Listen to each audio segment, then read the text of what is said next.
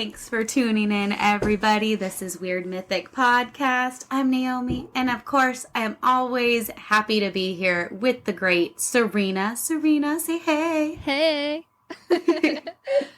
All right, guys, we're on another cryptid episode, and we're excited to get this started. We haven't done a cryptid in a while. I hope everybody enjoyed that Krampus episode. It was really cool to have Jason on. Oh my gosh, thank you again, Jason, so much for being on. We're seriously, literally, totally talking about the next time that we're gonna have you on. So It's true. Yeah. We already want to have another one. So stay tuned for that, guys. We're gonna force him against his will to do more research. To do more research. Before we get into the episode, though, I did want to mention we just dropped some stickers, so those are gonna be live tonight. I'll post it on Twitter. The link will also be down in the description below.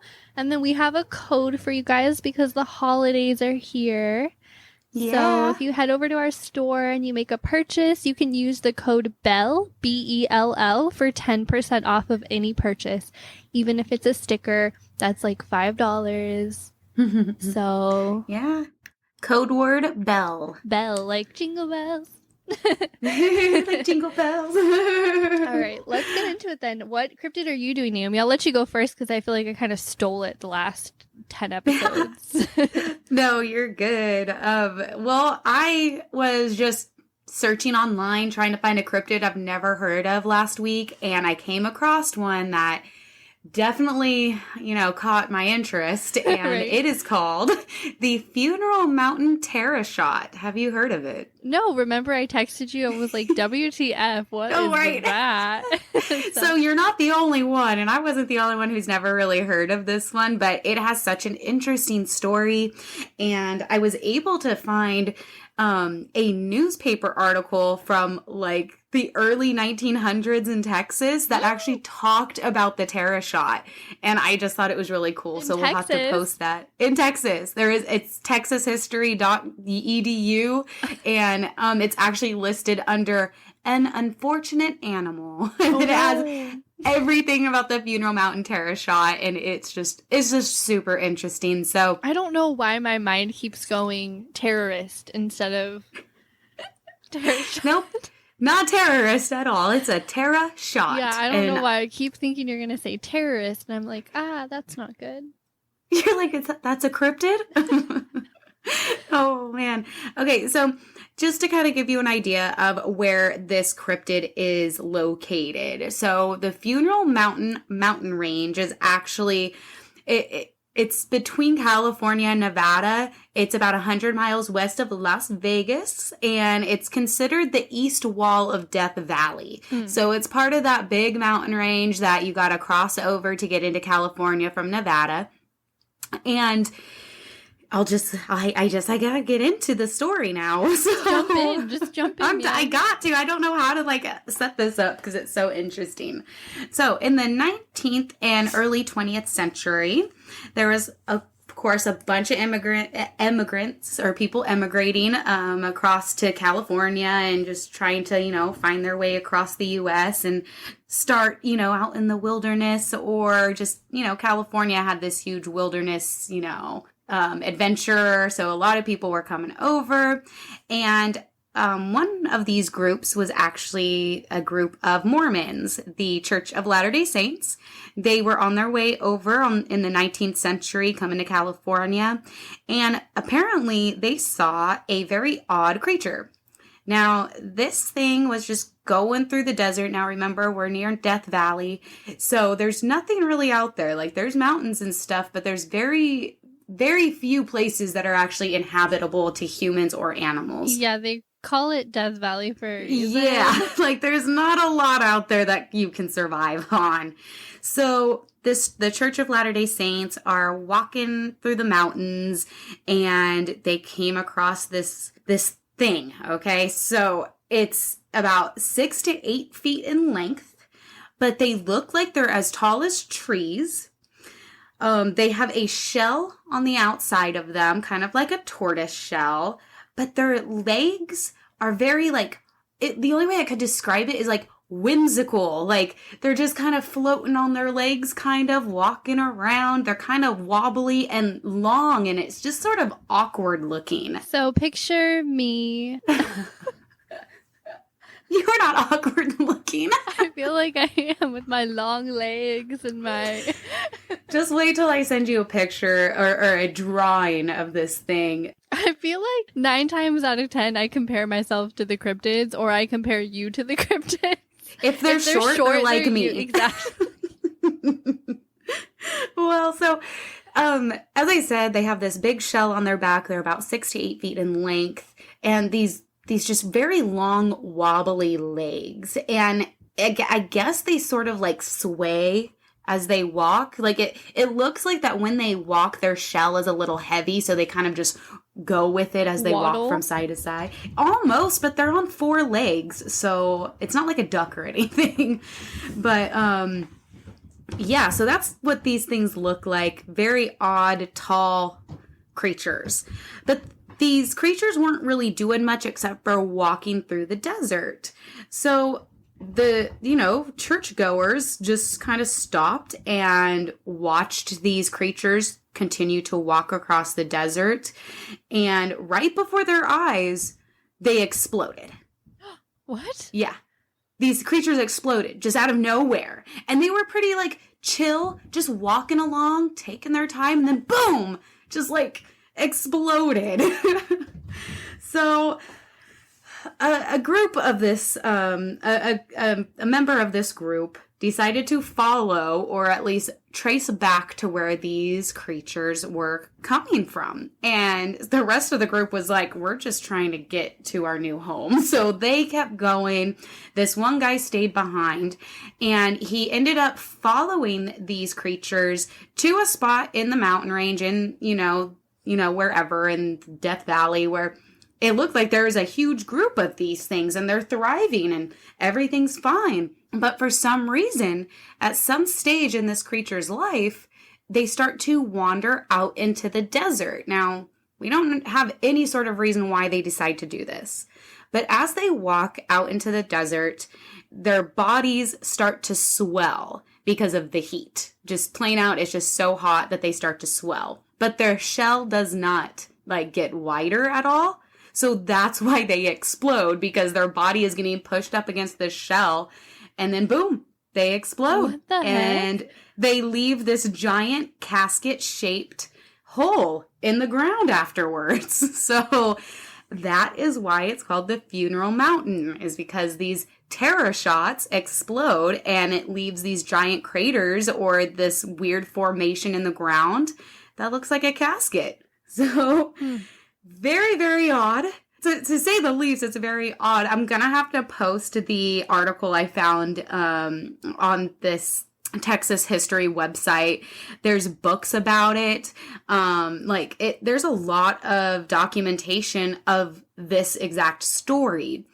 I could not find any modern or recent sightings of these terror shots. Okay. But there's all kinds of theories. One of my favorite theories about where this group of Mormons saw this was that these things are from a different dimension and they weren't supposed to be there. And that's why there hasn't been so many sightings. And that's just a reason why, I guess. I thought it was a good But why theory. the explosion? That's the part Dude. that's throwing me off. And that's what throws me off too.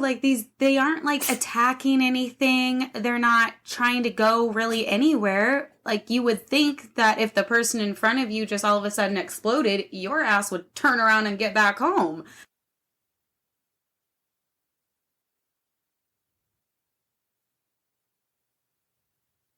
That is the Funeral Mountain terror shot. That's crazy to me. So I had to also look into just the name Funeral Mountain. So I love the story of the fact that there's this creature called the Terror Shot, and it does explode and create these very odd formations that looks like a casket in the ground. However, there is a logical, or not, I wouldn't say logical,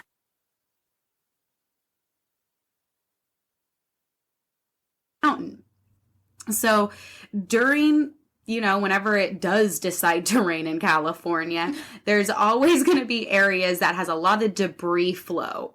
So in this specific mountain range, apparently when there is a debris flow, it starts to look like what is called a mourning veil. And this is something that was very popular back in the 19th century, especially in the Victorian era, where women would wear this very long black veil for like a year, apparently, after somebody passed, especially like their husband or... the period of mourning. Exactly. And so when this debris flow goes through this mountain range, it looks like that veil. So that's why they're saying that's why, it's called the Funeral Mountain. But why would they have this huge story about a creature that explodes in the desert? It's everywhere. Like, you could just look it up. You will find this exact story multiple places, people saying like, yeah, they really haven't been seen since the early, 1900s, 1800s, but there's so much documentation that this actually happened. So yeah, I just had to talk about it. It's super the exploding part that's confusing to me. Yeah. And that's the thing. See, it sounds like that wherever this guy saw them coming from, they were perfectly fine in that area. It's not until they step out onto the desert that then they explode. What if they got like too hot or they reacted to the environment somehow? That's what I was thinking. Like, they just explode. It's very strange. Heat stroke or like heat exhaustion, they don't explode. No, but these things do. That's crazy. Yeah, so that is my Funeral Mountain Terror Shot. Probably the quickest, cryptid episode I'll do, but I was so intrigued by this, and I can't wait to show everybody pictures of what this Terror Shot looks like. I'm excited. Because it doesn't look scary or anything. In one of the pictures, it has like a little smile across it, and they're just walking through the desert, and I'm picturing like this really tall like turtle or something with like a cute face, and then it just explodes and like a bomb on its back, but that's just me trying to make sense of the exploding. Yeah, it was very intriguing. I had a lot of fun just looking it up. There has been, you go onto YouTube and people talk about it as well, and it's one of those very strange cryptids that I've never heard of, and I had a lot of fun doing research on it. Funeral Mountain Terror Shot. That's awesome. Well, I kind of did a cryptid that I feel like everybody knows about. All right. So I did the Mothman, which I tried to keep the research brief so we could kind of talk about the theories, because I know you have your own, and we kind of touched on it in like time travel. So I'm just going to get into it, I guess. Yeah. So the first Mothman sightings occurred near the small town of Point Pleasant, which is in West Virginia. And that was in 1966. So I would say that's like pretty recent, right? I would say so. 1966, definitely. Much better than the Victorian era that I just talked about. And then, so on November 12th, 5 men in a nearby town called Clendenin were digging a grave when they reported seeing a man-like shadowy figure flying over their heads from a nearby tree.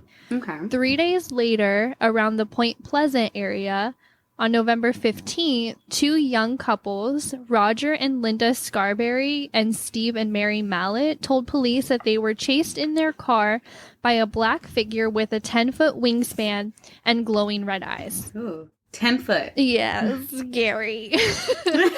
During the next few days, other people would report similar sightings. 2 volunteer firemen saw it and reported it as a large bird with red eyes. And Mason County Sheriff George Johnson, he commented that he believed the sightings were due to an unusually large heron, which is a bird, right? Right. So I got down like a rabbit hole of birds. And so the largest heron, I believe, like I'm not a bird scientist, so I don't really know. Bird scientist. Is the Goliath heron, and it has an average wingspan of 6.1 to 7.5 feet. Its mass is about 11 pounds, and then it has a height of 3.9 to 5 feet. So I wouldn't call that the size of a man, like a man, I don't know, a very tiny man. It's like me. It's like you. And then wildlife biologist Robert Ellis. Is that what a bird scientist is? Or a biologist, right? Sure. The study of life, biology. Yeah, I don't know. Somebody help us out here. So this guy, Robert L. Smith at West Virginia University, told reporters that descriptions and sightings of the creature all fit the sandhill crane. So sandhill cranes are about 3 to 4 feet tall with a wingspan that can be a little more than 5 feet. That also doesn't sound like... I mean, I know we kind of exaggerate things when we're like telling a story or something like that, but like a 10-foot wingspan, that's kind of a lot. That's a lot. Like, and I don't know, I've seen plenty of cranes. They don't chase you. With glowing red eyes, I'm thinking like, you know, if you look back, it's one thing if you like shine a light on like deer in a headlights, right? Type of thing. But they're not glowing red, right? No. Aren't they like kind of like white and iridescent? Yeah, it's looking? more of like, or like a yellow color. Yeah. Yeah. Glowing red eyes. That part is, to me, I'm like, I'm not buying it. I think it was a cover up. I think they were trying to cover it up. Yeah. So just trying to, you know, say, no, that's not what you saw. It was this. Yeah. You're wrong. So the first newspaper report was published in the Point Pleasant Register, and it was dated November 16th, 1966, and it was titled, Couple Sees Man-Sized Bird, Creature, Something. So that would get my attention. Something. I know. The national press soon picked up these reports and helped basically like spread the story throughout the United States. Mm-hmm. And then on December 15th, 1967, the Silver Bridge, which is a bridge over the Ohio River that connects Point Pleasant, West Virginia, and I think it's Gallipolis, Ohio, collapsed during rush hour traffic, and it killed 46 people. Oh. 2 of the victims were never found, and this incident gave rise to the legend and connected the Mothman sightings to the bridge collapse. So now people are like connecting this cryptid sightings to tragic accidents that are basically happening. Gotcha, because they can say like they had this sighting of this thing. Yep. And then a disaster happened. Exactly. Yeah. So I'm going to go ahead and read some of those disasters to you. So theories then arose that the area may be a portal to an alternate realm, and that the Mothman creature, coupled with reports of UFO sightings, poltergeists, and bizarre life in the area, were connected to that bridge collapsing. Some say that the Mothman caused the incident. Others suggest that he may have been sent to warn the town of the tragedy. So I'm going to read a couple more, and then we're going to let you decide what you think. So on April 26, 1986, in the Soviet Union, the world's largest nuclear disaster occurred when an explosion took place during a routine systems test of Reactor 4 at the Chernobyl nuclear plant. We all know that story, right? I hope everyone understands that story. Side note, have you watched that series? I have watched so many documentaries. Okay, but it's like Chernobyl. It's like a show, though. It's just called Chernobyl, and I think it's on Hulu, and you really, really, really need to watch it. It's so freaking good. Is it like a docu-series? No, it's like they're acting out the event type thing. I don't know if I've seen it. It's so good. But I'll good. have to check it out now. It's so good. Yeah. And I told Austin to watch it, so if he's listening to this, Austin, go watch that show, man. Okay, so in the decades following that disaster, rumors went around that stating basically that the Chernobyl workers and residents of the nearby town, Pripyat, saw something very eerie in the days leading up to the explosion. Reportedly, a bizarre winged creature was seen flying over the town on numerous occasions. A few workers at Chernobyl also allegedly saw the same creature hovering over the plant, and those who claimed to have seen the creature were reportedly plagued by nightmares and harassed by incessant threatening phone calls afterwards. Oh. Yeah, that's creepy. Oh, that's weird. Right? Okay, so, and this was before the disaster. It says before, but then obviously the reports never come out until after. I don't know why people don't come forward like before. Like if I saw what they say they saw, I would be blasting that shit everywhere. I would be writing to every news station. I would be like, For real. Yeah, but then how many people have probably done that? And then people are just like, well, you're a crazy person, or welcome to UFO sightings. yep, exactly. They're like, no, I saw this. Yeah, And then something actually happens. But yeah, so some refer to it as the Black Bird of Chernobyl. Some people say it's Mothman. So we don't know. We'll never know. Huh. I like it. Right? Yeah. I don't think I've ever really heard them say, I don't think I've heard like those reports that the nearby town saw this. So no, I haven't that's either. Crazy. So it was super, super crazy to find. And I'm going to go ahead and throw a couple more out there because the connections are just like... Mm-hmm. So following the attacks on the World Trade Center on September 11th, 2001, rumors emerged that witnesses reported seeing a large crane-like figure in the vicinity of the towers 5 days prior to the attack. Huh. That's all I found on that. But I have heard, so when it comes to the 9/11 attacks, I have heard that people were seeing something strange the day or the night before, but I've also heard people actually having premonitions of it happening. yeah. So I would totally consider all of that a very strange event, because after the attack, there were so many people coming forward saying that they saw something, or, like as I said, a premonition of something. So that could be a whole episode on its own. Yes, which we'll tread lightly on because it's a sensitive topic. But yes, that goes back to like maybe it is an omen type of thing instead of like, oh, the Mothman caused it.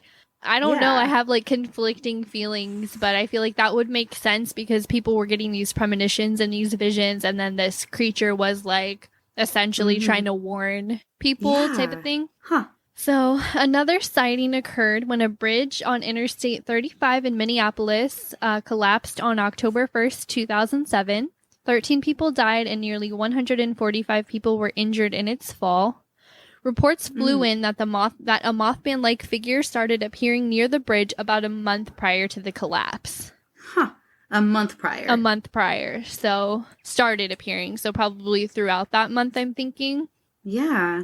Which How strange. It's along the river, or, you know, so birds, cranes. I'm not a bird scientist, but that's their habitat, right? Right? Especially cranes, Right? yeah.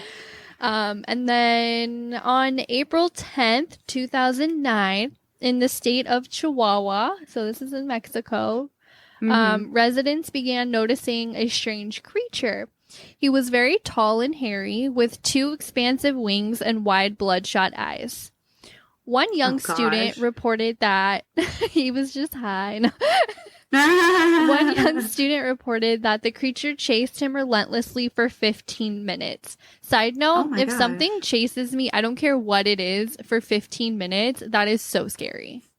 And how long were the people in the car in the beginning that you were talking about? How long were they chased for? It didn't say.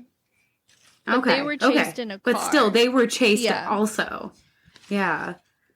Oh, wow. Yeah. So, and then it was during this time that the area began to see a rise in swine flu cases tied to the ongoing 2009 outbreak. And then 2 other witnesses, Angela Mendez and Viviana Ledesma, claimed to have heard the creature in an apple orchard near Minnetonka Cemetery. So, yeah, that happened. I don't know. I have one more thing to talk about, but what do you think about those sightings in connection with Mothman? Like, do you think omen? Do you think he caused it? I'm thinking omen. I'm agreeing with you. I would much rather think that it was an omen, just for the fact that it did appear before a natural disaster or an attack or the flu or just, like you said, that bridge collapsing. I think you would notice if there was a giant bird jumping up and down on a bridge trying to make it fall or something similar to that. And the sightings were saying like they just saw it, like it was flying around, or it seemed like it was just standing there. Or it chased people though, so that... It only chased people twice. That we know of. But Yeah, the chasing part, I'm not sure, but definitely with that bridge collapse scene, Chernobyl, and 9/11, I would think it's an omen. Obviously a bad omen, but Yeah. still an omen. Yeah. I think so too. I definitely agree with that. And another question. Do you Mhm. think there are Mothmen or is there one Mothman? I want to say there's more than one. Because these places are so far apart, right? Like, Mhm. is he just spending Yeah. his No, time traveling to all these different places? I feel like there's got to be multiple, right? I would say there's more than one. Definitely more than one. Okay. Yeah. Yeah. All right. Well, and then so I have one more little tidbit. Point Pleasant, the first place we heard about where Silver Bridge collapsed, they held their first annual Mothman Festival in 2002. Ha! And it was basically like, hey, come to our town, give us, you know, give us money, cool, come though. hang out type of thing, like to get Yeah. people to the town. The festival is held on the third weekend every September, and the people organizing the festival chose the Mothman to be the center of the event due to its uniqueness and as a way to celebrate its local legacy in the town. The average Right. attendance for this festival is between 10 and 12,000 people per year. That's a lot of people. Right. That's a lot of people. Yeah. For the third weekend every September, Uh-huh. like, Yeah. which we're going to go to, Wow. Naomi. We have to. And then a 12-foot metallic statue of the Mothman was unveiled in 2003. The Mothman Museum and Research Center opened in 2005. Oh. And in June 2020, a petition was started to replace all the Confederate statues in the United States with statues of the Mothman, which I think is freaking I'm awesome. so poor for it. That is so cool. Yep, and as of June 2021, the petition has over 2,000 signatures. So I think that's awesome. We gotta love sign that petition. Yeah. That's hilarious. I am that. so I'll post down. the link if I can find it down in the description or at least to one of our social media platforms because Yeah. that's freaking awesome. That's hilarious. Oh wow. So so you're also thinking that the Mothman could be some sort of omen before something bad happens, right? Yeah, that's what I think. And you know what? Other stories that I've heard of like people's personal encounters of the Mothman is they always come around during a time where like maybe you're not doing very good or you know, it's a depressing time, the energy's bad or then something really bad and unfortunate happens to your family or whatnot. But I definitely am leaning more towards omen. I don't think he's causing it. They're causing it. Multiple Mothmen. Tell us what you guys think, though. Definitely, because I'm curious what everybody else thinks, and I know there's a ton of stories about the Mothman. I didn't want to like steal anybody's personal stories, though. So hey, if anybody has one, send it to us. Exactly. Then we're not stealing. You willingly gave us that information. So, as you were talking about the fact that, like, especially with the bridge and how people were saying that they just saw it near the bridge. So, I've heard stories, you know, everybody's heard of the bubonic plague, Black Death, that whole thing, right? It killed like a third of Europe. Yes. Okay. So there are plenty of stories out there that before a town was plagued with the Black Death, with the bubonic plague, that there was a creature near their town. And all they would say is it had a long beak and it was completely black. And they would see it, and then soon after, somebody in that town had the disease, and then the whole town would have it. So I just had that thought as you were talking about it, and I'm wondering if we could even put the Mothman further back in time to say that, yes, this is an omen. Yeah, no, I definitely think the Mothman dates pre-1966. I just think that's when it was kind of documented first. Right. But I mean, if we go back to other countries and other stories that aren't as well documented, I'm sure they have something, if not something of similar. Yeah. Like we always talk about in every single episode, how every culture has their Everything's own connected. version. Exactly. So Yeah. Dude, I definitely love all the Mothman stories. It's one of those cryptids that I think everybody knows a little bit about, you know? Yeah. And thank you, Serena, for doing some research on it. Of course, man. That was actually really fun. And I wanted to do that since our time travel episode. Mhm. And when we had Yeah. V on too, because we were like, I know she has some stories too. And I asked her about it. So maybe she'll be willing to share those sometime. Yeah, that would be awesome. V, if you're listening.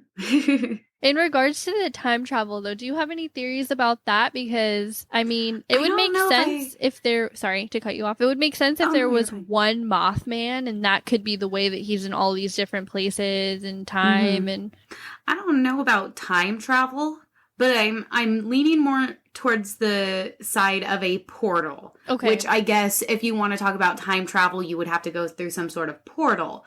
But who's saying that he's jumping back and forth through time? Maybe he's somewhere else and he can see what's going on here on Earth and then decides to appear to be that omen. Yeah. I don't know.